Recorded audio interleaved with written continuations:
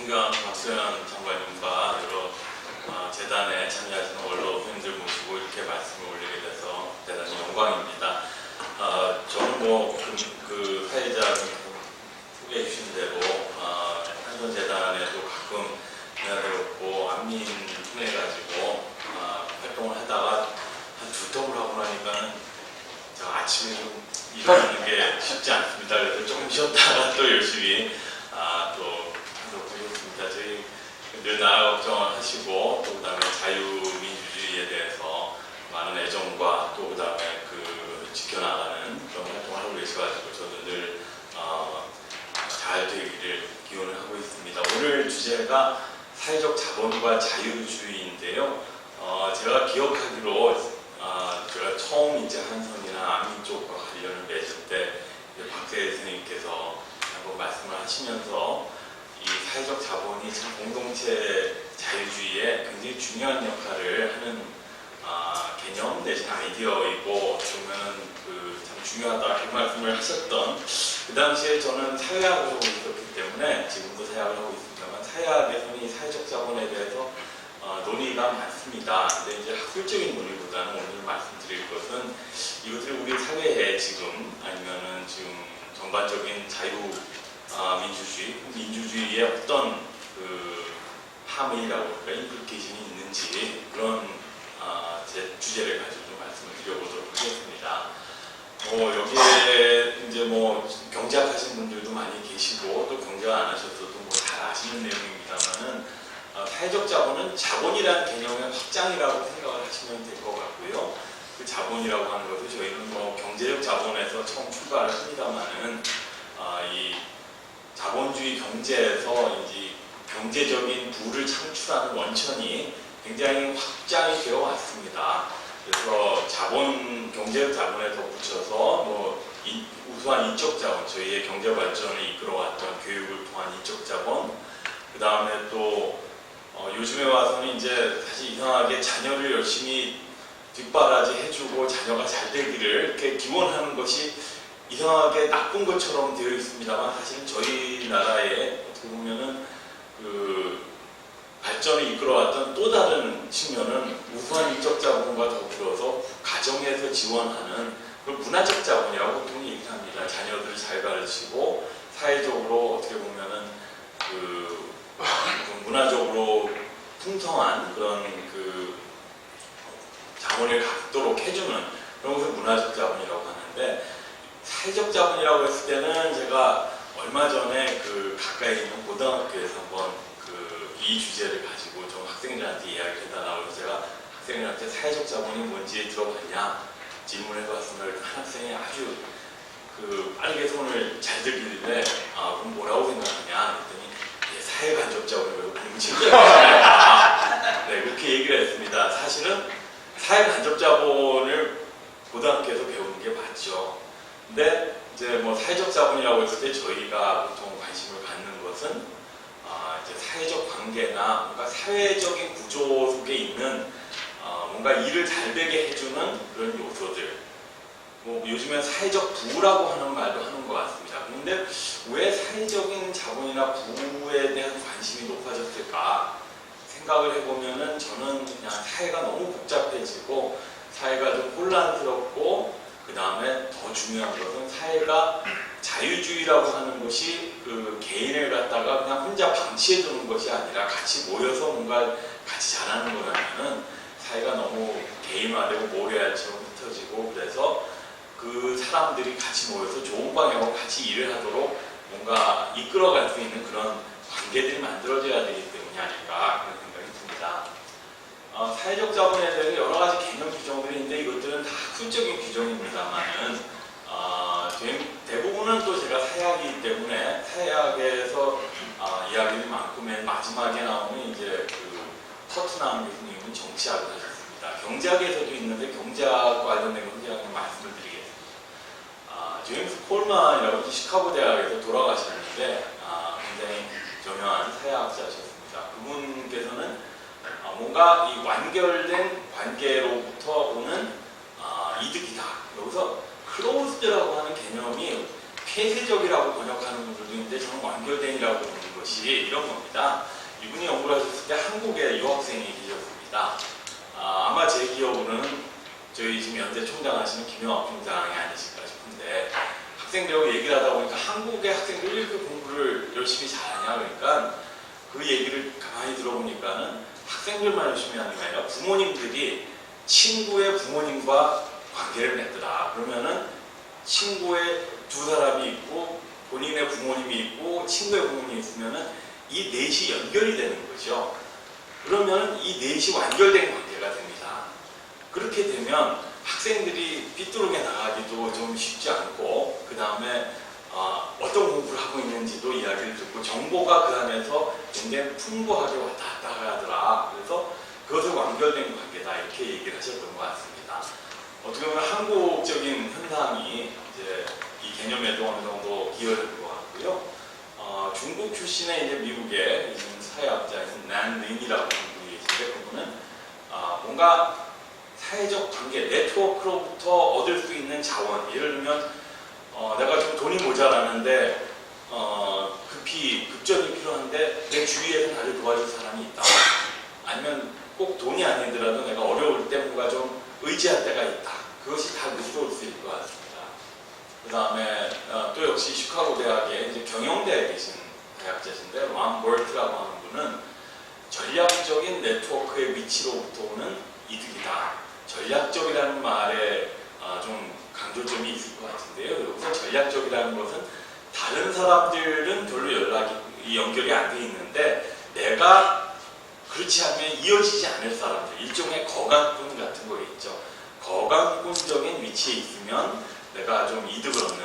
그래서 이것은 경영학이기 때문에 어떻게 보면 좀 개인들이 얻을 수 있는 이득. 앞에 두 가지는 좀 사회적인 공익의 측면이 있는 것 같고요. 정치학자 이제 로버트 퍼트남 교수님, 케네디 스쿨에 지금 하버드에 계시는데, 이분은 사회적 참여와 연결이라고 얘기를 하십니다. 지금 좀 이따 말씀드리겠지만은 미국 사회가 굉장히 사회적 참여가 활발해가지고 커뮤니티 활동에 많은 사람들이 참여하다 보니까는 어떻게 보면은 미국은 자치가 굉장히 발달하지 않았습니까? 이제 자치를 하는 데는 사람들이 적극적으로 참여해서 그걸 활성화시켜줘야 되는데 미국이 그런 것들이 많이 떨어져 왔다, 이런 경고를 하셨던 그런 내용이거든요. 경제학적으로는 사실은 좀 더 제가 볼 때는 자유주의하고 밀접한 관련인 것은 경제학에서 말씀하시는 사회주의 개념인 것 같습니다. 주로 경제 제도를 다루시는 분들이 많이 사회적 자본을 이야기하시는데, 가장 중요한 게 법치입니다. rule of law. 그래서 그 규칙이 잘 지켜지다 보면은 사람들이 신뢰를 하게 되고, 신뢰를 하게 되면은 불필요한 사회적 비용이 발생하지 않는다. 그것을 사회적 자본으로 이해하고 계십니다. 그래서 사실 이것들이 전부 다 보면은 사회적 관계가 얼마나 풍부하냐, 그 다음에 사회가 잘 어떻게 운영되고 있느냐, 그 다음에 사람들이 사회와 긴밀하게 협력을 해가지고 뭔가 일이 잘 되도록 노력하는 그런 조건이나 이런 상황들을 전부 다 사회적 자본이라고 보고 있는 것 같습니다. 그래서 사회적 자본에 대한 논의가 굉장히 다양하고 어떻게 보면 좀 정신없기 때문에 제가 그냥 정리를 해봤는데요. 이제 맨 왼쪽에 있는 게 좀 거시적인 것, 오른쪽에 있는 게 좀 미시적인 측면이고요. 이 중간을 그냥 말씀드리겠습니다. 신뢰, 서로 믿고 의지할 수 있고, 그 다음에 배신하지 않을 거라고 믿을 수 있다면 사회적 자본으로서 역할을 할 수 있다. 그 다음에 시민적 규범과 호혜성, 내가 다른 사람을 도와주면 그 사람들도 나를 도와줄 거다라고 기대할 수 있는 바들, 그 다음에 시민적 규범이라고 하는 것은 아까 말씀드렸던 그 자발적 결사를 통해 가지고 사회에 참여하는, 그 다음에 질서를 지키고 그런 것들이 다 사회적 자본에 해당이 되겠고요. 문화적으로 구조적인 측면에서는 자발적 결사 이외에 네트워크와 사회적 연대, 이런 것들이 사회적 자본이라고 얘기를 합니다. 제가 말씀을 드리는 것을 들으시면서 느끼셨겠지만 어떻게 보면 좀 모호한 면도 있고요. 너무 넓게 이렇게 그 개념 설정이 돼 있습니다만은, 사실 저희 사회와 관련해서 좀 이따가 이제 저희 사회가 어떤 상태인지에 대해서 몇 가지 통계 수치를 말씀드리면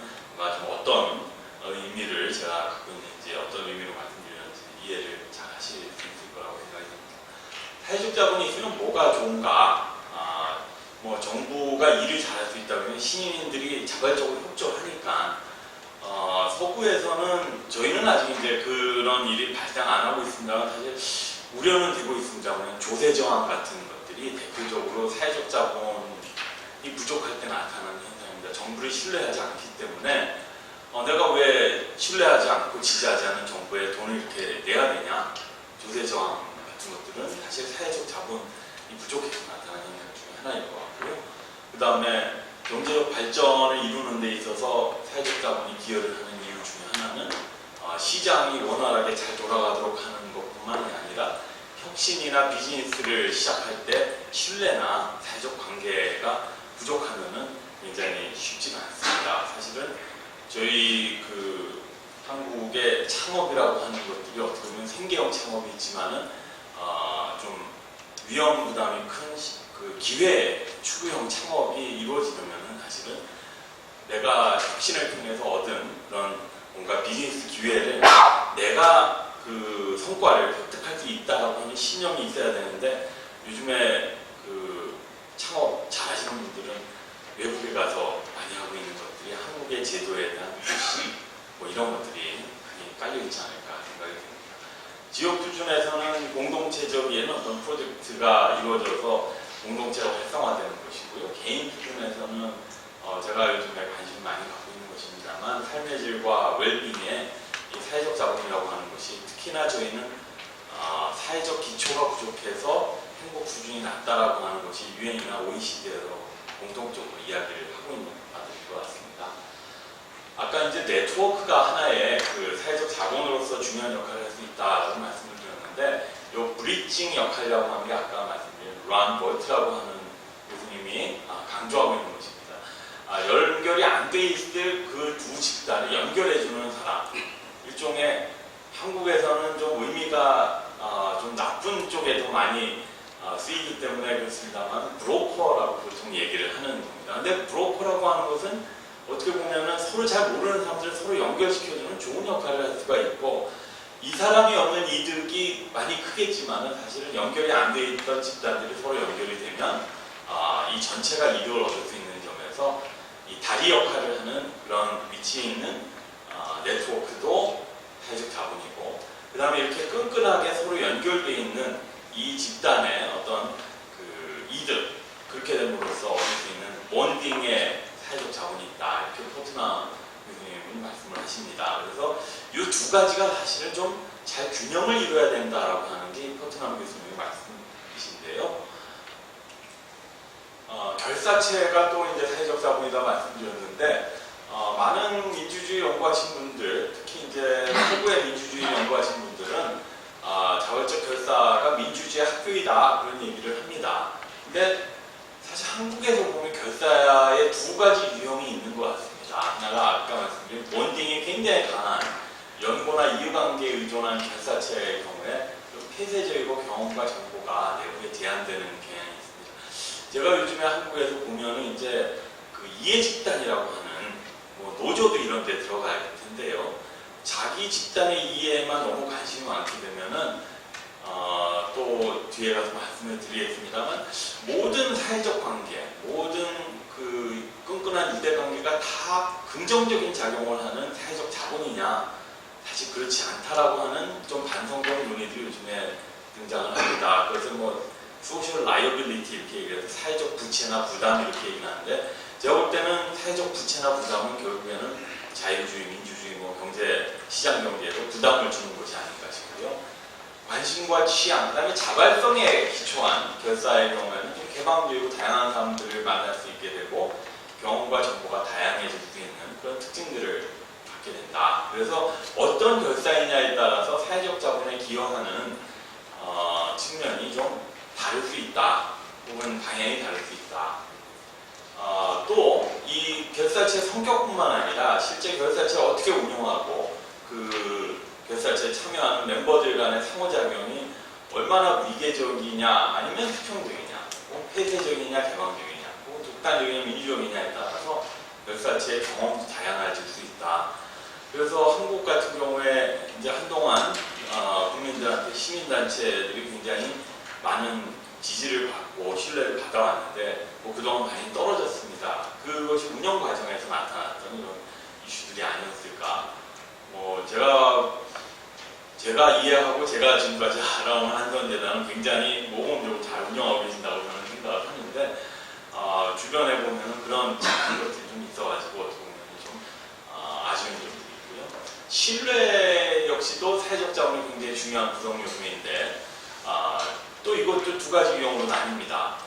다른 사람이 자기 이해를 심각하게 좌우할 수 있는 위험 부담의 상황에서 자기 이해관계를 다른 사람한테 맡기는, 예를 들어서 우리가 부동산 거래를 할 때 부동산 중개인한테 그 여러 가지 정보나 아니면은 그 이해관계를 맡깁니다. 사기를 당할 수 있죠. 근데 만약에 그렇지 않고 주변 사람한테 뭔가 돈을 꿔준다, 아니면은 주변 사람을 이 어려운 상황에서 좀 도와준다라고 했을 때 거기에는 그냥 좋은 소위 굿윌이라고 하죠. 선의가 항상 동반이 됩니다만 그 선의가 나한테 뭔가 거꾸로 위해를 가져올 혹은 위험을 낳을 그런 가능성은 언제나 있습니다. 그렇기 때문에 사실은 신뢰라고 하는 것은 어떻게 보면 맹신하고는 굉장히 다르다라고 저는 생각하고, 많은 분들이 요즘에 와서는 이 위험 부담을 이해했느냐라고 하는 것이 신뢰의 굉장히 중요한 부분이다. 왜냐하면 위험 부담을 알고도 맡길 수 있는 것이 신뢰이기 때문에. 근데 왜 신뢰가 중요할까? 뭐 잘 아시다시피 저희가 사회관계가 복잡해졌다고 말씀드렸는데 그 얘기는 상호 의존이 높아지는 것입니다. 그리고 요즘에 와서는 사회가 복잡해지면은 모든 것을 권위를 통해 가지고 상호 조정을 하기가 어려워집니다. 그러면 자발적으로 서로 알아서 상호 조정을 해야 되는데 그때 신뢰가 없으면 굉장히 삐걱대기가 쉽고, 그럴 때 나타나는 것이 계약 과정에서의 거래 비용 혹은 사회적 상호 조정에서의 거래 비용이 될 것 같습니다. 사실은 거래 비용은 계약에서만 발생하는 것이 아니고 정책 결정 과정에서도 저는 등장한다고 생각을 합니다. 이것이 서로 옳다라고 생각하고 거기 합의를 해가지고 서로 정치적으로 잘 타협을 해가지고 정책을 진행해 나간다면은 정책이 필요한 정책이 제때 잘 진행이 돼가지고 좀 좋은 결과를 가져올 텐데 만약에 서로 신뢰하지 않으면은 한 발 물러서기가 어렵게 되고 그러면은 타협을 하기가 어렵습니다. 그것이 저는 정치적 거래 비용이라고 생각을 하는데요. 그 경우에 있어서도 신뢰가 굉장히 중요하다. 그래서 자발적 협동과 협력, 헌신이 있으려면 신뢰가 있어야 된다. 근데 두 가지 유형의 신뢰가 보면 사적 신뢰와 공적 신뢰를 보통 구분합니다. 예를 들어서 내 가족을 믿을 수 있고 내 친한 친구를 믿을 수 있는데, 아니면 내 동료를 믿을 수 있는데 그 밖의 사람들을 믿을 수가 없다. 그것을 보통 사적 신뢰라고 얘기합니다. 이 사적 신뢰는 어떻게 보면은 신뢰인 것은 맞지만 사회적으로 보면은 신뢰가 부족하기 때문에 사적 신뢰, 역설적으로요, 낮기 때문에 사적 신뢰에 집착을 한다라고 저는 생각이 됩니다. 왜냐하면 사회 전반을 집 밖을 나가면 믿을 수가 없기 때문에 같은 집안 식구들만 믿는다. 그렇게 되지 않을까 싶고요. 그러다 보니까 신뢰의 반경 레이디어스라고 얘기하는데 반경 범위다 이렇게 얘기하는데, 좀 가족이나 아주 친한 사람들 범위 바깥만 넘어가면 신뢰할 수 없다라고 하는 게 신뢰의 반경 범위가 좁다는 말씀입니다. 근데 이제 성숙한 제도나 문화가 있는 사회 같은 경우에는 공적 신뢰가 존재하고요. 아마 우리 선진국에 많이 다녀보시면 잘 모르는 사람인데도 내가 뭔가 어려운 상황이거나 좀 도움이 필요한 상황이라고 생각되면 선뜻 도움을 주는 그런 상황들을 많이 경험해 보셨을 겁니다. 한국에서는 누굴 도와주면 이 사람이 나중에 오히려 나를 뭐 고발을 하거나 이렇게 하지 않을까 싶어가지고 길 가다가 어려운 사람이 있어도 그냥 무시하고 지나가지 않습니까? 그게 어떻게 보면 공적 신뢰가 저희가 좀 부족한 것이 아닐까, 그렇게 있을 것 같고요.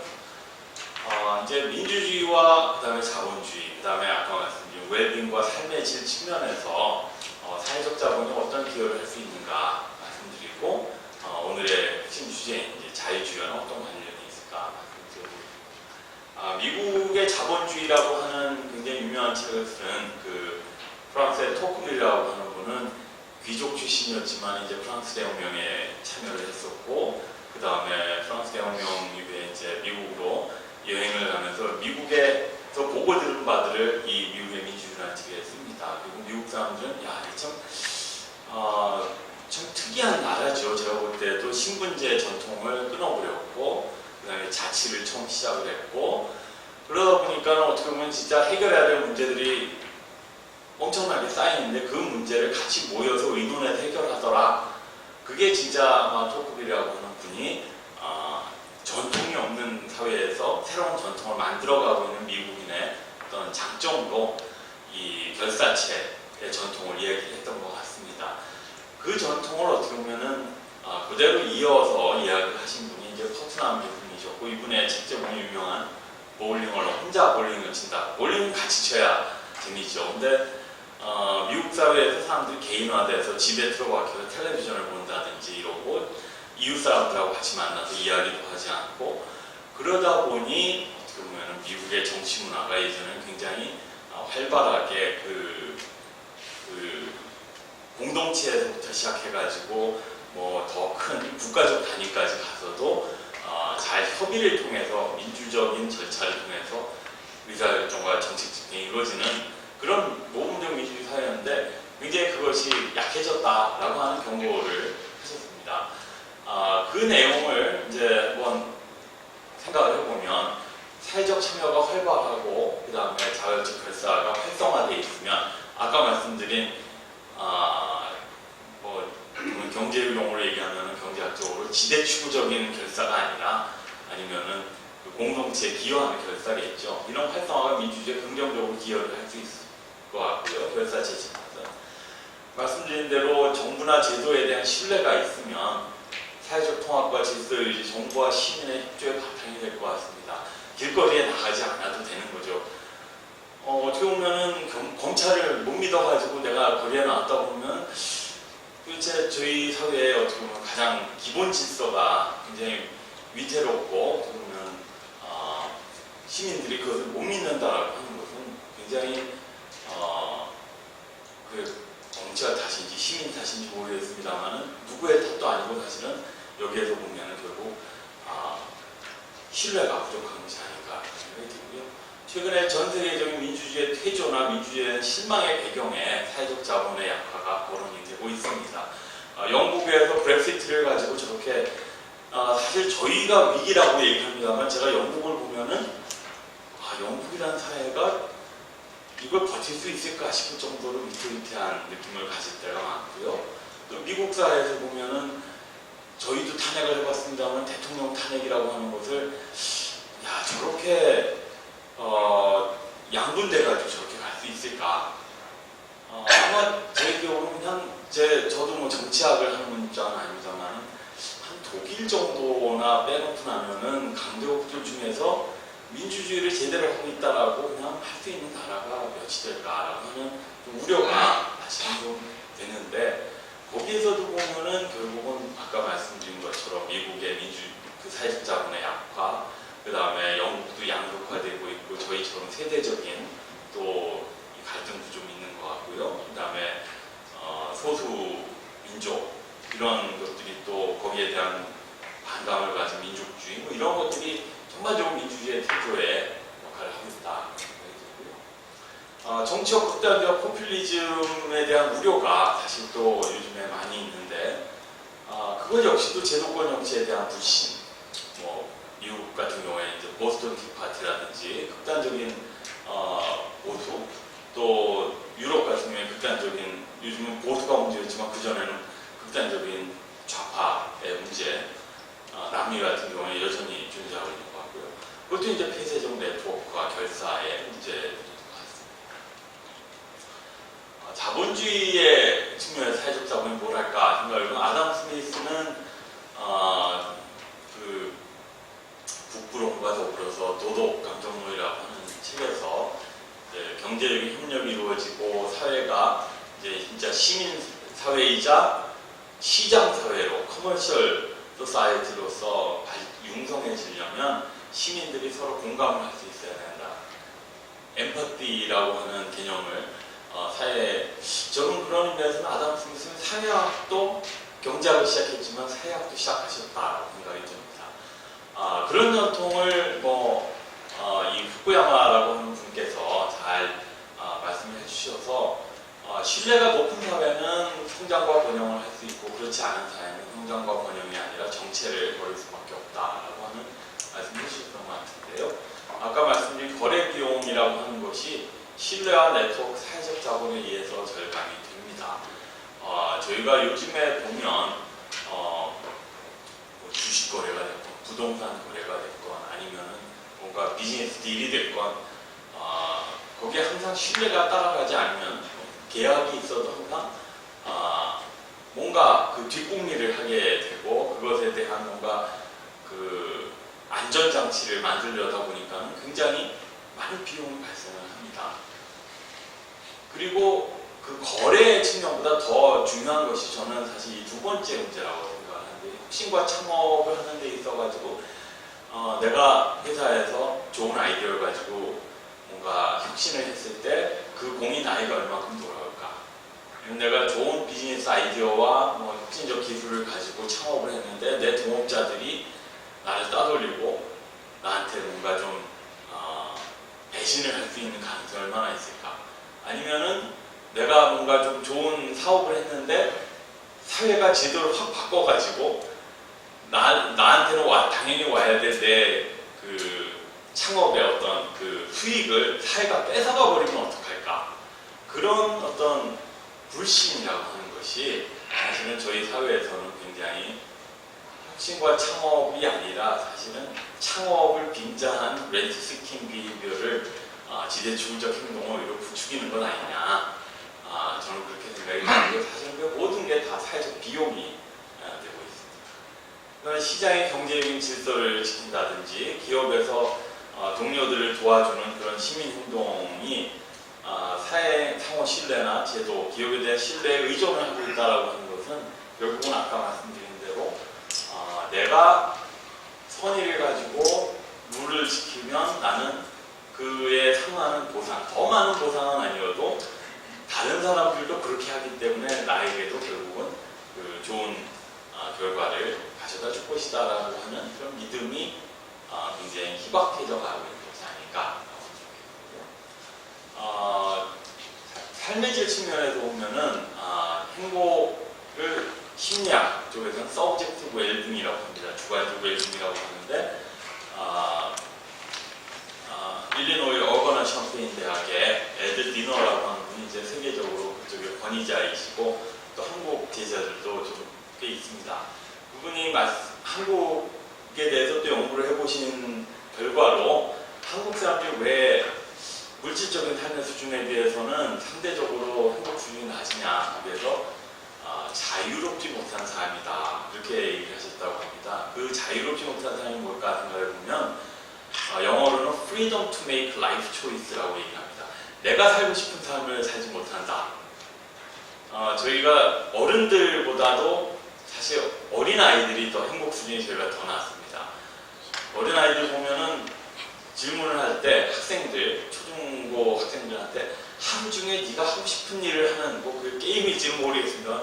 하고 싶은 일을 할 수 있는 시간이 얼마나 되니 보면 평균 1시간이 안 된다 그렇게 얘기를 합니다. 저희도 보면은 나는 이렇게 하고 싶은데 주위의 눈치를 봐야 된다든지요. 아니면은 내가 하고 싶지 않은 일인데 주변 상황 때문에 어쩔 수 없이 해야 되는 일들, 이런 것들이 어떻게 보면은 자유를 뺏어가고 있다 이렇게 생각할 수 있을 것 같습니다. 아까 말씀드린 유엔 행복 보고서에서도 행복의 사회적 기초, 소셜 파운데이션이 약하다 이렇게 얘기하는데 그 대표적인 것들이 좀 이따 말씀드릴 우리 사회의 사회적 지지, 서포트가 부족해서 어려울 때 나를 도와줄 사람이 있다고 믿는 분들이 계속 줄어들고 있다든지요. 그 다음에 다른 사람들을 돕는 그런 자원봉사나 기부활동도 위축되고 있고 사회적인 결사 참여도 약화되고 있고요. 또 사회가 부패있다라고 믿는 사람들의 비율도 늘어나고 있습니다. 저희가 보통 행복순위를 제가 이렇게 보면은 저희가 한 50위권인데 3, 40위권에 있는 나라 중에 저희보다 경제적으로 어려운 사회들이 좀 있습니다. 대표적인 예가 이제 남미 같은 사회인데, 남미는 뭐 부패는 여전합니다만은 주변 사람들이 나를 도와줄 수 있다라고 믿는다든지 뭔가 아직은 각자 도생의 사회로 가지 않은 그런 면들이 어떻게 보면은 사회적 자본의 역할을 하는 거 아닐까 그런 생각이 들고요. 요즘에 많이 이야기하는 것이 삶의 질은 사회의 질과도 관련이 있다. 그 뭐냐면 내가 만족하고 내가 행복하다라고 느끼는 것뿐만 아니라 주변 사람도 같이 행복해야 나도 행복할 수 있다라고 하는 이야기들을 많이 합니다. 타인에 대한 배려가 높고 타인에 대한 동조의 압력. 요즘에 이제 그 사회적인 의견이, 정치적인 의견이 양분되다 보니까는 사실은 요즘에 SNS 한 제 주변 사람들 중에 사회적 발언을 아예 안 한다. 위축이 되는 거죠. 누군가 나를 비방하면은 나도 싫으니까 아예 나는 얘기를 안 한다. 그런 분들이 많습니다. 그러면 불행해지는 거죠. 경제적인, 정치적인 양극화가 낮을수록 그것이 사회적 자본을 증가시키는 것 같습니다. 그다음에 이제 마지막으로 우슬라너라고 하는 이제 서구의 미국의 또 정치학자가 계신데, 그분이 사회적 자본을 사회의 도덕적 기초다, moral foundation이다라고 얘기를 하시는데, 그분이 요즘에 강조하는 게 이제 불공정과 불평등입니다. 불공정과 불평등이 사회적 자본을 약화시켜서 삶의 질을 개선하게 된다 이렇게 얘기를 하는데, 사회가 양극화되어 있다 보면은 상대방을 비방하게 되고 자기와 다른 처지에 있는 사람들을 신뢰하지 못하고 뭐 저희 사회가 지금 경험하고 있다. 자, 그런데 자유주의라고 하는 아이디어와 뭔가 자유주의와 사회적 자본은 어떨까? 사실은 제가 갖고 있는 생각 중에 하나가 자유주의에 대해서 신념을 많이 가지고 계신 분일수록 사회적인 것을 굉장히 불편해 하십니다. 저는 사회학을 하고 있기 때문에 예를 들어서 대표적인 경제학, 특히 국제 연구위원회 KDI 같은 데 가보면 어떤 분들은 사회적 자본에 관심이 있는데 많은 분들은 사회적인 거 좀 이상해요 이렇게 얘기를 하십니다. 또 제가 이렇게 만미나 와서 말씀드리다 보면은 특히 이제 자유주의의 그 이념적인 것에 굉장히 해박하신 선생님들일수록 사회적인 것은 조금 의심스럽다 이런 경향을 갖고 계신데, 저는 충분히 이해를 합니다. 왜냐하면은 사회적인 것의 이름을 가지고 너무 다양한 것이 횡행하고 있기 때문에, 제가 말씀드린 사회적 자본도 아까 말씀드린 개념으로 모호한 부분들이 많이 있고, 또 예를 들어서 우리끼리 똘똘 뭉쳐가지고 우리의 이익을 지키고 아니면은 내가 좋아하는 사람을 지키겠다라고 이렇게 나서는 것은 결국 사회적 자본 아니냐 이렇게 얘기하면은 그렇게 얘기를 하실 수는 있지만 결과적으로는 자본이 아니라 그것은 부담이 되기 때문에 저는 사회적인 것에 대한 혐의는 인정을 합니다. 그렇게 됐을 때 이제 공동체적 자유주의, 아까 말씀드린 대로 박세일 선생님께서는 공동체적 자유주의에 대해서 굉장히 신념을 갖고 계셨고, 저는 그것이 굉장히 동의가 많이 되는 바인데, 거기서 사회적 자본이 굉장히 중요한 역할을 한다 보면 이것은 절충인가 아니면은 이것은 뭔가 뛰어넘는 혁신인가? 저는 개인적으로는 바뀐 현대 사회에서의 자유주의는 공동체적 요소를 어느 정도 끌어안고 갈 필요는 없지 않겠냐라고 하는 생각을 합니다. 왜 그런가 말씀드리면 바로 그 다음 문제입니다. 한국 사회에서 자유주의 광인이 문제인가 아니면 공동체주의 광인이 문제인가, 저는 둘 다라는 생각이 드는데요. 이게 자유주의 과잉이라고 했을 때 이것도 역시 자유주의의 본래적 의미의 자유주의가 아니라 사실 자유주의 속에서 나타나는 방임의 과잉일 수 있다. 우리 사회가 예를 들어서 사회적으로 좀 도움을 받아야 될 사람들을 방기하고 있다. 그거는 자유주의 과잉 내지는 오용이 될 수 있겠다라고 하는 것이고요. 가장 기본적인 국가의 책무는 해야 되는 거예요. 또 하나는 더 제가 볼 때는 중요한 문제는 한국의 자유주의에서는 국가 국가에 대한 편향적 기대와 의존이 좀 있다. 저는 그렇게 생각을 합니다. 서구 이제 특히 미국 같은 데 가보면은 저희는 뭔가 문제가 발생하면 국가가 나서 해결해라 그러는데 우리는 국가가 뭔가 도와주겠다고 하면은 일단 당신네들이 나서면 오히려 일이 될 것도 안 된다. 우리끼리 해결을 하고 우리가 필요한 도움을 요청을 하겠다. 이니셔티브를 그 로컬 주민들이 갖고 있다라는 것이죠. 저희는 왜 그렇게 됐을까 저는 생각을 해보면 한국은 국가주의 속에서 자유주의가 커왔기 때문이 아닐까라고 하는 생각이 들고 자치와 어떻게 보면은 근데 자치라고 하는 것은 제가 볼 때는 같이 모여서 하지 않으면은 쉽지가 않습니다. 그래서 자치의 전통을 만들려면은 어느 정도 필요한 사회적 기반이 필요하고 그 기반으로서 사회적 자원은 저는 굉장히 중요하고 도움이 될 수 있겠다라는 생각이 들고요. 한국적 공동체주의의 문제는 뭐 너무나 잘 아시겠지만 집단적 이기주의, 집단적인 지대 추구형이 될 것 같습니다. 한국에서 문제 해결을 할 때 보면은 항상 문제 해결을 최선으로 가지 못하고 차선으로 가게 되고 그 차선의 과정은 언제나 타협의 산물입니다. 근데 그 타협을 해야 되는 이유는 어느 한쪽이 끝까지 양보를 안 하기 때문에 나타나게 되는 것 같습니다. 근데 협상과 협의라고 하는 것은 항상 최선을 향해 가는 것이지 절충을 향해 가는 것이 아닌데 왜 그럴까 생각을 해보면은 항상 지금 내가 양보를 해도 다음에 나에게 그러면 이 사람이 양보를 할 것이다 라고 하는 그런 믿음을 가질 수 없기 때문이 아니냐라고 하는 생각이 들고요. 그런 면에서 보면은 저는 한국적인 상황, 아까 말씀드릴 때는 자유주의가 지금 사회는 자유주의가 왜 필요한가? 자유주의가 왜 공동체적 내지 사회적 자본의 요소를 좀 끌어안아야 될까 보면은 개인이 한편에서 너무 취약하고 개인이 너무나 강하다라는 생각입니다. 한 사람이 사회를 해칠 수 있는 가능성도 커졌고요. 그 다음에 사회 속에서 한 사람이 뭔가 내가 취약할 때 공격을 받을 때 그 사람을 보호해줄 수 있는 장치도 부족하기 때문이다 라고 저는 생각이 듭니다.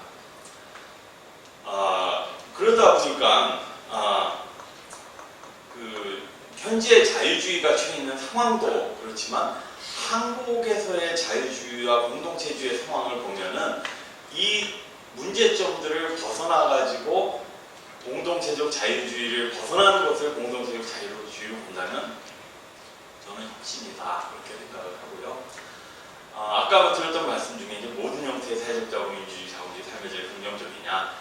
아까 삶의 질에서는 오히려 사회적 자본이 부족하기 때문이라고 했지만은 왜 우리는 동조의 압력을 가하고 다른 사람들이 자유롭게 사는 것에 간섭을 해가지고 그 사람의 삶을 자꾸 좌지우지하려고 할까? 그거는 사회적 자본이 아니라 말씀드린 사회적 부채, 부담이 아닌가 라는 생각이 들고요. 민주주의도 갈등이 심화돼가지고 양극화시켜버리는 것도 집단적인 포퓰리즘이고 그 다음에 자본주의 질서를 흐트러뜨리는 과정에서도 보면은 경제적인 어떤 타협을 혹은 경제적인 어떤 협상을 어렵게 만드는 것이 집단적 이기주의라고 했을 때는 모든 형태의 사회적 자본이 긍정적이지는 않은 것 같다. 개인의 자유와 권리를 존중하고 동시에 또 개인에게 좀 뭔가 힘을 실어줄 때 인파워를 해줄 때 사회적 자본이 긍정적인 결과를 가지고 있는 거 아니냐. 집단 속의 개인을 자꾸 그냥 복속을 시킨다면, 종속을 시킨다면 사회적 자본은 오히려 네거티브할 수 있겠다. 아주 짧게 그냥 차트만 보여드리면 한국의 사회적 자본의 현실을 제가 여기 보여드린 것은 비영리 단체의 숫자입니다. 저희가 민주화가 된 이후에 비영리 단체가 굉장히 많이 늘었습니다.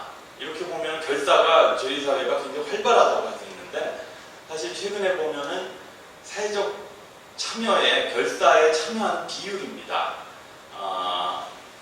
2014년과 18년을 비교해 보면요, 행정연구원에서 하고 있는 사회통합 실태조사에 나타나는 것들인데 계속 줄어들고 있습니다. 유일하게 늘어나는 것 중에 하나가 동창회 혐오인데요. 사실 사실은 많은 사람들이 그렇게 얘기합니다. 경제적으로 어려워지면 사회적 참여를 줄인다. 돈이 들어가거든요. 그리고 내가 경제적으로 어려우면 남들 앞에 가서 떳떳하지 못하다고 생각이 들면 사회적 참여를 줄이는데 저희 사회가 그런 상황에 와 있구나 말씀드릴 수가 있겠고요. 사회적 신뢰, 아까 말씀드린 공적 신뢰입니다. 80년대부터 해서 계속 2000년대까지 낮아져 오다가 지금은 약간 늘어나는 것 같지만 그냥 어느 정도 한 30-40% 선에서 멈춰 있습니다. 서구 사회는 50%가 넘어가는 경우들이 많거든요. 저희는 낯선 사람, 처음 만나는 사람을 신뢰할 수 있다는 비율이 한 30%에서 40% 정도 되는 것 같습니다. 그걸 국제적으로 비교해보면 OECD 자료를 가지고 보시면은 저희가 한 30%가 되는데 미국이나 뭐 이런 나라들이 저희보다 좀 낮습니다만은 30%가 그 OECD고요. 저희는 한 25% 정도 됩니다. 늘 안타까운 점이지만은 저희가 이 남유럽의 그리스, 스페인, 포르투갈보다 좀 낮고 멕시코, 터키보다 낮지만 대부분의 유럽 국가들보다는 저희가 많이 낮습니다. 제도에 대한 신뢰, 정부에 대한 신뢰 특히 보시면은 늘었다가 이제 다시 줄어들고 있는데 저희 그 제도에 대한 신뢰 중에서 정부에 대한 신뢰보다 항상 정치에 대한 신뢰는 국회는 한 20%에서 30%. 그러니까 낯선 사람 보듯이 정치가 내 문제를 해결해 줄 것이다라고 보는 거는 그냥 낯선 사람을 믿는 것과 같다. 그렇게 보는 정도의 수준이 아닌가 생각이 들고요. 정부 신뢰 수준도 역시 스페인이나 이런 폴란드보다는 높지만 대부분의 국가들보다 낮습니다. 아까 보여드린 것처럼 대체로 낯선 사람에 대한 신뢰와 좀 비슷한 수준이다.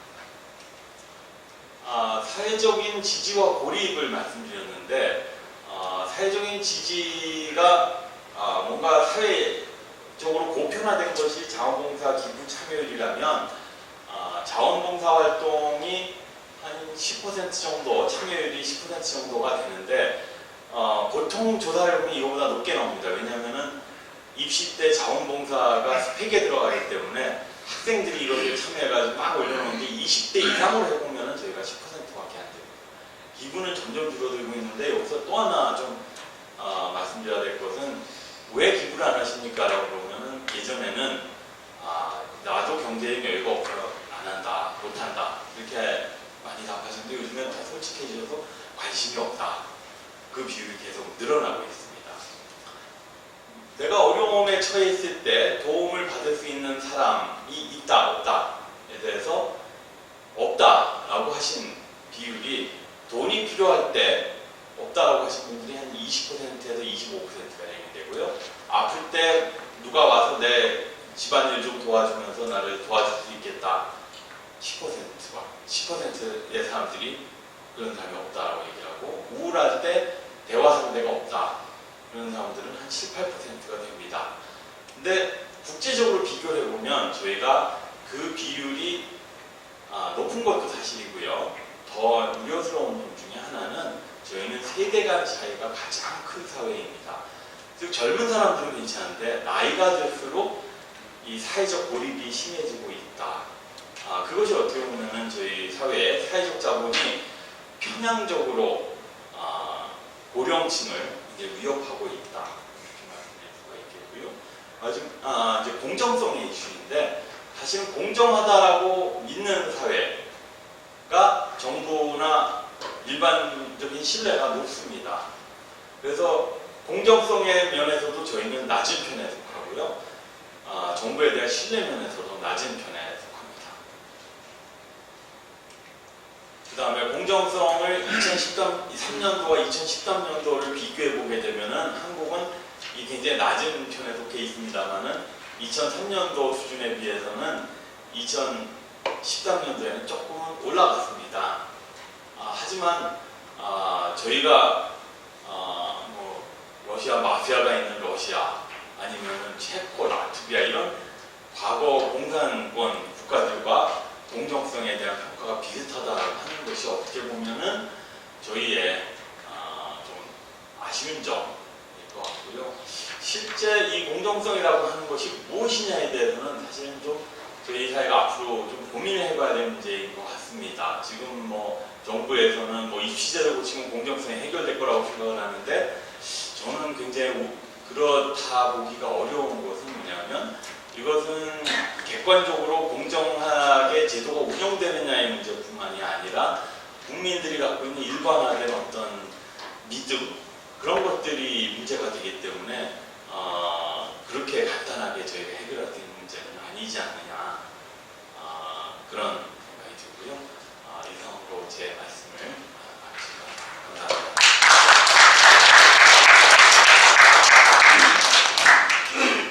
네, 고맙습니다. 사회적 자산이 얼마나 중요한가를 여러 가지 사례들로 설명해 주셨습니다. 그러면 오늘 토론자로 김인호 법센터장님 나오셔가지고 오늘 발제에 대해서 토론을 부탁드리겠습니다. 10분 정도 하시면 되겠습니다. 네, 저는 여의도 연구원의 청년교직센터의 부센터장으로 있는 김인호라고 합니다. 우선 제가 교수님이어서 발제하니까 어제 잠을 잘 못 잤습니다. 이게 과연 제가 할 수 있을까 싶었는데 사회적 자본과 제가 지금 하고 있는 일이 유사점이 있겠다 싶어서 발제 준비를 했고요. 그래서 한번 들어주시고 가감 없이 말해 주시면 좋을 것 같습니다. 먼저 사회적 자본과 자유주의라는 저희가 주제를 가지고 할 때 저는 이제 쭉 이어가면서 먼저 우리 세대가 조금 약간 저희 세대에 맞춰서 좀 발제를 해보려고 합니다. 먼저 그러려면 자유가 뭘까, 또는 자유주의가 뭘까에 대한 생각을 좀 정리해보고 그 다음에 실제로 현재 세대가 사회적 자본을 어떻게 생각하고 있는가, 그리고 그에는 위기, 그러니까 어떠한 어떤 저희 성향이 있는가에 대한 거, 그리고 제가 전공하고 있는 사회적 경제가 별사체로서의 사회적 자본을 어떤 역할을 하고 있는가에 대해서 말씀드리겠습니다. 먼저 제가 이제 쭉 설명하기 위해서는 아마 그 티안 센의 그 자유로서의 발전을 한번 언급하고 가는 게 좋을 것 같아서 제가 언급을 하고 가도록 하겠습니다. 먼저 센은 유명한 학자일 겁니다. 하버드 교수로서 이제 꾸준히 저희가 발전을 해오고 어떤 입지적인 역량을 쌓아온 학자인데 이분은 이제 자유를 어떻게 생각했냐라고 했을 때 결국에는 우리가 그 발전은 자유가 아니라 자유가 꼭 발전이다라는 큰 아젠다를 던지면서 왔습니다. 그래서 저도 이 자유로서의 발전의 책을 한번 이제 읽어보면서 이런 개념이 나름의 설득력이 있구나라는 생각을 많이 했습니다. 그러니까 자유가 우리가 무엇일까라고 결정을 할 때 센 입장에서는 결국에는 이제 어떤 경우에 따라서 경제 성장이 되기 전까지 어떤 결국에는 자유를 희생하거나 억압하거나 독재는 불가피한 것이라고 말하시는 분도 있습니다. 사실은. 근데 그런 거에 대해서 이 센은 철저히 부정하고 합니다. 그런 것은 우리가 자유로서 우리가 발전을 하는 과정에서 인정해야 할 부분이 아니다 라는 것이고, 결국 자유라 발전을 위한 수단인 동시에 궁극적으로 추구해야 될 목적 목표다. 그래서 결국에는 요즘에 자유 또는 발전적인 걸 봤을 때, 경제적 발전 봤을 때 GNP, GDP 증대, 그리고 기술의 진보는 하나의 어떻게 보면 특정한 도구에 불과하고 결국에는 자유를 확대시키는 것이 발전적으로 가는 길이다라고 하는 것입니다. 그래서 이러한 측면을 봤을 때 결국에는 저도 조금 이런 부분에서 아직도 고민의 지점이 있습니다만, 과연 이제 이 센의 입장에서 봤을 때 공의주의를 어떻게 보느냐의 측면에서 봤을 때 저는 이것이 우리 세대가 점점 사회적 자본을 높일 수 있는 가운데서 고민해야 할 지점이라고 생각하는데, 저도 어느 곳에서 항상 의사결정을 할 때는 다수가 행복한 게 최고다라는 생각을 가끔 하는 것 같습니다. 그런 걸 보통 이제 공리주의라는 관점에서 보는 것 같은데, 결국 센의 관점에서 봤을 때 이 공리주의의 가장 큰 문제라고 한 것은 단편성, 단순하게 하나의 인간을 보고 이것을 본다. 그래서 합집합 같은 개념으로 이 똑같은 개념을 갖다 붙이면 이게 최고의 행복으로 본다. 그래서 그런 것이 이제 공리주의다라는 것인데, 과연 인간이 그럴까에 대한 고민이 있는 거죠. 그러니까 그림에서 보시면 알겠지만 이퀄리티가 맞는 거냐, 형평성이 맞는 거냐에 대한 측면에서 고민할 필요가 있습니다. 왜냐하면 여기서 보면 결국에는 이것과 이것의 합은 똑같을 수 있지만 그 합을 이뤄가는 하나의 그런 크기들은 각각 다를 수 있기 때문에 결국에는 인간의 다층적인 특징을 존중하고, 그리고 아까 교수님 말씀하셨지만 결국 애덤 스미스도 그 우리가 북부론 말고도 도덕감정론에서 이제 셈페스티나 이제 공감 능력을 말함으로써 결국에는 사람이라는 게 어떻게 보면 경제적인 것이 중요한 거냐 아니면 그 이외의 것들도 합쳐져서 우리가 모르는 굉장히 심오한 존재로서 우리가 자유를 그리고 느끼는 것이냐 그리고 그걸 통해 행복감을 느끼는 것이냐에 대한 측면으로 좀 보고 있습니다. 그래서 잠깐 그래서 결국 센이 말하고자 싶어 하는 거는 제가 하고 있는 일에서도 유사한 감정을 느끼는 건데 결국에는 이 펑셔닝스 그러니까 기능에 대한 집합을 역량으로 보고 있습니다. 그러니까 각각 개인이 할 수 있는 기능들을 모인 역량 쉽게 말해서 능력과 기회를 만드는 것 이것이 이제 이 능력을 최대치로 높일 수 있는 것이 결국에는 이 센이 생각하는 자유인데 그 능력은 이제 기회 그리고 역량은 능력과 기회라고 볼 수 있습니다. 그래서 결국에는 이 역량을 최대로 높이는 것이 자유라고 했을 때 자유를 확대할 수 있는 필수 구성 요소로는 5가지 정도를 보고 있습니다. 그래서 정치적 자유, 그리고 정치적 자유와 연결되는 게 4번 투명성의 보장과 비슷한 거랑 여깁니다. 그리고 안전 보장 이런 것들은 당연히 가는 거죠. 그래서 2번의 경제적 용이성 이거는 당연히 이제 뭐 시장 경제로서 중요한 포인트고요. 3번째는 사회적 기회를 항상 자유의 그 어떤 필수 요소 구조로 보고 있습니다. 뭐냐면 결국에는 어떤 사회적 기회가 차별적으로 주어졌을 때 이것은 자유의 확대로 나아갈 수 없고 이 자유의 확대가 결국에는 역량의 발전을 이제 저해하는 요소로 보고 있는 거예요. 그래서 저도 한번 생각해 봤던 건데 역량, 결국에는 역량을 계속 높여가는 게 이제 센으로 봤을 때는 자유라고 생각합니다.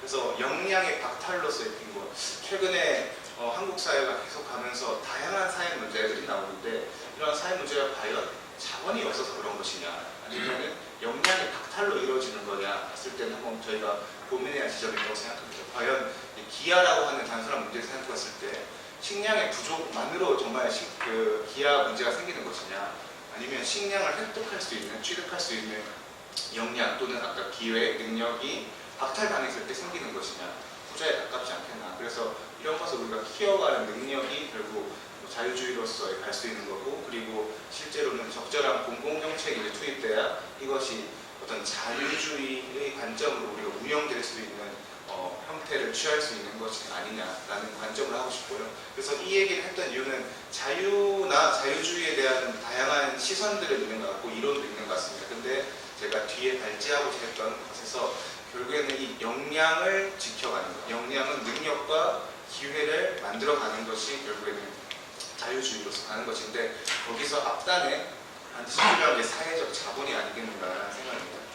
그래서 결국에는 교수님께서도 많은 이렇게 용어를 했지만 저는 사회적 자본이라고 하는 것을 결국 네트워크와 사회적 연대 그리고 저는 자발적 결사체라는 말을 많이 쓰는데 결국 이러한 용어로 저희가 압축할 수 있지 않나 싶습니다. 그래서 결국에는 다양한 기능들을 하지만 결국에는 상호호혜적인 관계 속에서 이러한 결사체가 운영이 되는데 최근 우리 세대에 대한 이 신뢰 자본이 계속 떨어지고 있다는 생각은 저도 스스로 하고 있습니다. 사회적 자본이죠. 얼마 전에 좀 안타까운 일이 일어났습니다. 어떤 유명 연예인이 스스로 자살했습니다. 사실 가끔 생각하면 이해가 안 가는 측면이 있는 거죠.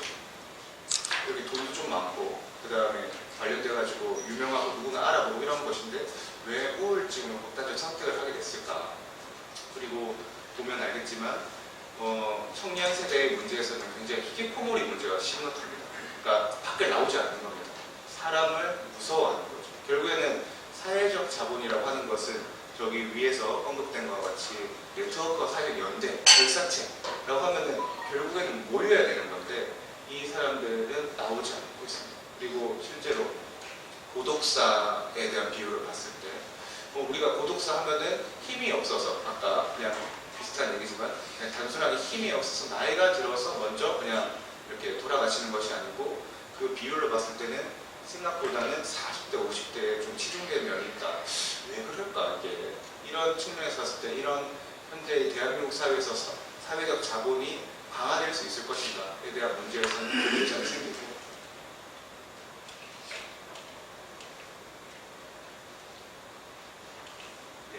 그리고 최근에 보면 저도 조금 그런 면이 좀 있는 것 같습니다. 저도 가끔 문자가 더 편할 때가 있는 것 같습니다. 이게 결국에는 최근에는 그 사람들이 만나고 너무나 정보가 많아지고 이러다 보니까 사람을 직접 대면하는 게 좀 무서워질 때가 있는 것 같습니다.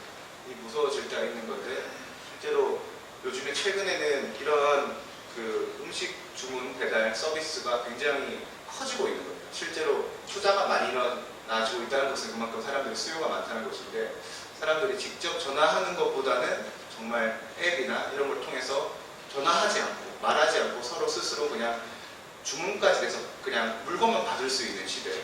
그리고 부모님한테 전화가 울리면 문자로 하자라고 하는 이런 시대가 오고 있는데 저도 그런 것 같습니다. 가끔은 전화가 울리면 왜 전화 오셨지? 무슨 잘못했나? 그냥 문자로 하면 안 될까? 이런 생각을 가지는 시대에 우리가 직면해 있는 겁니다. 근데 참 역설적이게도 또 이거에 대해서 이 두려움, 그러니까 어떤 사람에 대한 상처, 그리고 사람의 그냥 만나는 시간, 대인 관련된 관계를 맺는 것에 두려움이 있지만 욕망도 항상 존재하는 것 같습니다. 왜냐하면 서울에 최근에 이제 그 트레발이라는 독서 모임입니다. 정말 이해가 갈 정도로 책 같이 모여서 읽는 모임인데 이것이 얼마 전에 스타트업에서 50억을 투자 유치를 받았습니다. 사실 어떻게 독서 모임에 50억을 투자할 수 있지? 그만큼 사람들이 모이고 싶어하고 실제로는 어떤 걸 계속 모여서 옆에는 주말 운동회라고 하는 운동을 같이 하는 모임인데 스타트업입니다.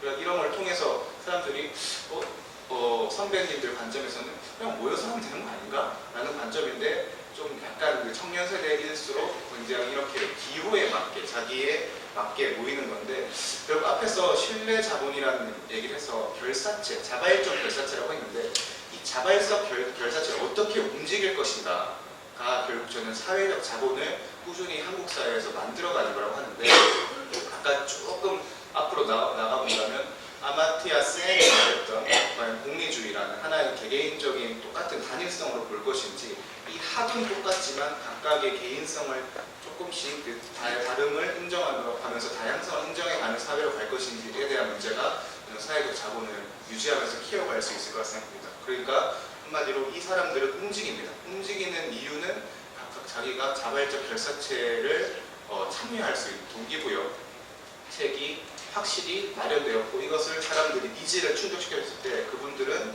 앞에 있는 분에 비해서는 당연히 뒤에는 움직이는 것입니다. 그래서 이런 것들을 우리가 어떻게 적용할 수 있을 것인가 선배 세대랑 저희 세대가 고민해야 될 점이라고 생각합니다. 그래서 결국에는 이 사회적 자본을 구축하는 데는 다양성과 인간이 입체적인을 아는 포용성이 저는 필요하다고 반드시 생각합니다. 개개인적으로 이러한 것들의 합과 그다음 이런 것들의 합을 똑같이 맞추는 과정에서는 사실 후자가 훨씬 더 고민도 많이 하고 개개인적으로 그 사람들의 특성과 이런 것들을 반영해주는 어떤 노력이 필요할 건데 이러한 노력이 없이는 사회적 자본이 과연 일어날 것인가 유지될 것인가에 대한 고민이 있는 겁니다. 그래서 잠깐 그 교수님 발제를 어제 보면서 쭉 나오고 있지만 여기 보면 저는 제가 전공하고 있는 사회적 경제에 관련돼서 그 자발적 결사체가 지금 2003년도에 비해서는 18년도에 1.7%라도 나름 차지를 하고 있다. 이런 거에 조금 더 저는 주목을 했습니다. 결국에는 사회적 자본을 구성할 수 있는 자발적 결사체에서 사회적 경제 조직들이 어떠한 역할로 커나가고 있는가에 대한 얘기를 잠깐 해보고 싶어서 말씀드립니다. 결국에는 저희가 최근 결사체라고 하면 협동조합을 많이 얘기하고 있는 것 같습니다. 저는 제가 단호하게 말할 수 있는 거는 정부가 돈 줘서 만드는 결사체는 의미가 없는 겁니다. 제가 아까 자발적 결사체라고 하는 거는 스스로 그 욕망을 어떻게 실현시킬 수 있는 결사적인 조직을 만들 수 있는가에 대한 포인트인데 여기도 보면 어떤 분들은 그 욕망을 표출할 수도 있는 트레발이랑 비슷한 걸 수도 있습니다. 인문학적인 것에 욕망이 있기 때문에 결사체를 만들어서 움직이는 사회처럼요. 이주민 통번역에 대한 어떤 니즈가 충족된 겁니다. 의료 생약 같은 경우에 그리고 여기 제주도는 청년 관련된 문제에 욕망을 느껴서 분들이 이제 참여를 하는 자발적 결사체가 있는데 이런 결사체가 굉장히 많이 생기고 있습니다. 그리고 생기고 있는 과정에서 한번 이것들이 저는 솔직하게 찾아보면서 과연 잘 운영될까에 대한 문제는 잘 모르겠습니다. 왜냐하면 실제로 제가 2018년도에 현재 전국적 표본은 아니지만 제가 대구에서 협동조합 정책심의위원회를 하고 있는데 18년도에 전수조사를 한 적이 있습니다. 협동조합이라는 어떤 자발적 결사체를 전수조사했는데 여기서 단 13%만 실제 자발적 결사체로서의 어떤 역할을 하고 있는 것이고 나머지는 폐업, 그 유사한 형태를 하고 있는 것이죠. 왜 그럴까? 자발적 결사체라는 게 많이 만들어지고 있는 것 같은데 사회적 조직을 봤을 때는 그랬을 때는 결국에는 이 정부가 어떻게 보면 지원금을 줘서 만드는 자발적 결사체는 이거는 욕망을 담아내지 못한다는 생각입니다. 실제로 여기 서울역 뒤편에 가면 동자동 쪽방촌이 있습니다. 여기는 참 신기합니다. 왜냐하면 우리가 어떤 결사체를 만들어서 어떤 걸 해보자라고 하는 어떤 목적의식으로 했을 때는 뭐 평범한 사람들도 잘하겠지라고 하는 측면이 있었는데 앞에서 수많은 사람들이 그 결사체 조직을 만들어서 사회적 자본 인양 얘기를 하지만 실제로 어떤 뭐 정부에서 3천만 원 주니까 만들겠다 하시는 분도 있고 이런 거는 욕망을 충분히 담아내지 못하는 것 같습니다. 왜냐하면 결국에는 욕망을 담아낸다는 것은 결국에는 어느 정도 이 결사체의 욕망을 투여할 수 있는가에 대한 문제 같습니다. 실제로 그 쪽방촌에 관련돼서는 왼쪽에 오른쪽에 보시면 쪽방촌에서 이 결사체가 만들어진 이유는 이와 같습니다. 매년마다 쪽방촌이다 보니까 선풍기나 뭐 이런 것들을 많이 주는 거죠. 뭐 정부나 또는 관련된 기부단체 같은 데서 선풍기를 매년 주는 겁니다. 선풍기는 한 1년 한 번 사면 한 5년, 6년 쓰지 않습니까? 근데 매년 많이 주는 겁니다. 아니, 난 선풍기를 지금 주면 전기세도 좀 많이 나오고 이게 지금 한 10대 쌓여있는데 집에 이게 과연 나한테 필요한 것인가? 나한테 결국 필요한 거는 조금 어떠한 것에 대한 뭐 돈을 소액으로 빌릴 수 있다든지 이런 거에 대한 어떤 동기부여, 목적이 생긴 건데 그래서 이것을 우리가 결사체로 풀어보자 라고 해서 결국에는 동자동 쪽방촌에서 평균 45만 원 정도를 결국 이렇게 버는 그 노숙자나 쪽방촌 주민들이 60만 원씩 출자금을 내서 만든 형태가 되는 겁니다. 자기의 욕망을 얼만큼 이 결사체에 넣을 수 있느냐 그걸 통해서 이러한 결사체가 구성됐을 때 훨씬 더 저는 신뢰적 자본이 신뢰적 자본, 사회적 자본이 구성된다고 저는 생각하고 있고 이런 것들이 사회적 경제를 바라보는 관점에서 이러한 것들이 충족되었을 때 저는 사회적 경제로서의 역할을 정확하게 할 수 있다고 저는 생각합니다. 저는 사실 좀 굉장히 오늘 진부한 얘기이자 표현을 하려고 합니다. 그러니까 결국 사회적 자본을 어떻게 구축해야 되냐 제가 앞에 말씀드렸지만 그 욕망을 얼만큼 자발적 결사체에 넣을 수 있느냐에 대한 문제인 건데 이거는 결국 행동학적으로 봤을 때는 참여라고 저는 항상 말하고 싶습니다. 제가 실제로 대학을 다니면서 교수님께 이런 질문을 했습니다. 저도 이런 걸 하다 보니까 너무 질려서 교수님 이런 결사체 구성을 하면 뭐 하나요? 결국 제대로 돌아가는 곳이 있긴 한가요? 그래서 만들면 싸우고 흩어지고 또 만들자고 하면 또 싸우고 만들면 흩어지고 이 과정이 진립니다 라고 했는데 교수님께서 저한테 이런 말을 했습니다. 네 말이 맞다. 근데 별 수 있나? 그게 유일한 방법인데 라고 했는데 저는 말문이 막혔습니다.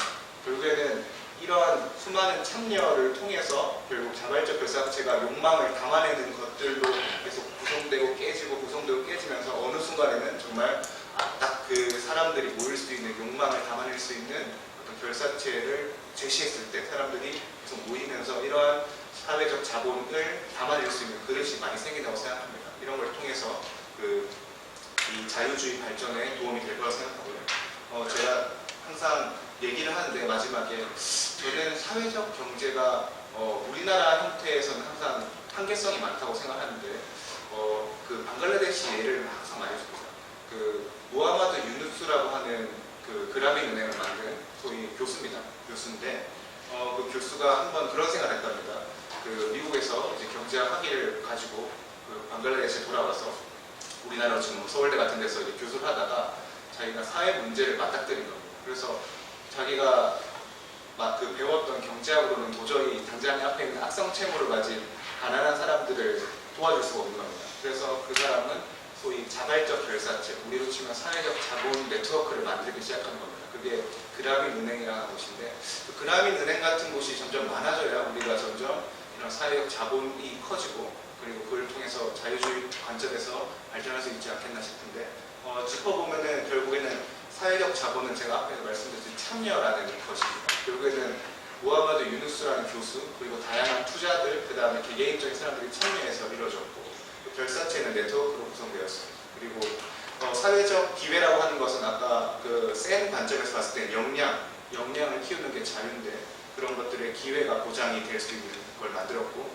그리고 이에 맞춰서 결국에는 방글라데시라든지 그 주변국들이 적절한 공공정책을 통해서 이 그라민 은행은 사회적 자본으로서의 가치와 그리고 실제로 이 자유주의를 기반으로 한 사람들이 가난에서 극복하는 데 많은 도움을 주었다고 저는 생각합니다. 그래서 제가 앞에서 말씀드렸듯이 결국에는 자유주의라는 관점에서 봤을 때 저희는 앞선 단계에서는 사회적 자본이 필요합니다. 그 사회적 자본에서 현재 조금은 선배님 세대보다